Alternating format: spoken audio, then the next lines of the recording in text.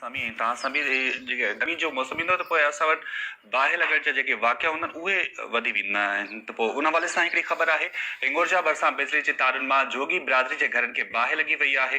इहा ख़बर मां सां शेयर कयो पिया हिंगोर जा मां, जिते बिजली जी तारुनि मां जोगी बिरादरी जे घरनि खे बाहि लॻी वई आहे। इते ज़िमेदारी वापदा जी बि आहे त उहे पंहिंजे तारुनि खे सिक्योर कनि त जीअं जेके बाहि लॻण जा वाक़िया आहिनि उहे जेके आहिनि उहे घटिजी सघनि।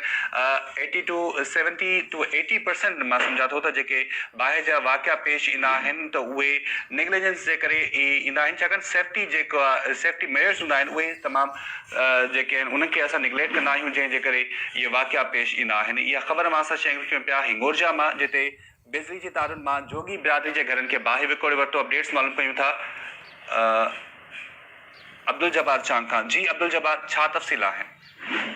जी बिल्कुल, शायद तव्हांखे ॿुधाईंदो हलां त हिंगोर जा भरिसां नवगोट सतह में ओचितो बिजली 11,000 वोल्टेज तारनि मां बाहि लॻण सबबि जोगी बिरादरी जे घरनि खे बाहि लॻी हुई, जे सबबि 9 घरनि खे जेके 9 घर आहिनि सड़ी रख थी विया, जंहिंमें रोशन जोगी, मंज़ूर जोगी, रंजन जोगी, सजन जोगी, आरब जोगी, मिठल जोगी, महबूब जोगी, बशीर जोगी, गुलशेर जोगी जा घर सड़ी रख थी विया।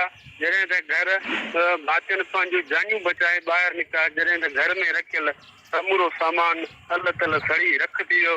इतला बावजूदि फायर ब्रिगेड अमलो सुस्ती जो मुज़ाहिरो कंदे देर सां पहुतो, जंहिंजे मुताबिक़ आला अख़्तियारनि खे माली सहायता लाइ अपील कई आहे। जॾहिं त अव्हांखे इहो बि ॿुधाईंदो हलां त हर साल जीअं आहे जेको कणिक जी मौसम ईंदे ई जेकी बिजली जे तारनि मां हवा तेज हवा सबबि टकर पाण में टकराइजण सबबि वरी महिरबानी अपडेट करण जे लाइ। नाज़रीन, इहा ख़बर मां सां शेयर कयूं पिया। मुतासिरनि में रोशन, मंसूर, राजन, सजण, आरब, मिठल, महबूब, बशीर ऐं गुलशेर जोगी शामिल आहिनि। इहा ख़बर मां सां शेयर कयूं पिया हिंगोर जा मां, जिते बिजली जे तारुनि मां जोगी बिरादरी जे घरनि खे बाहि विकोड़े वरितो।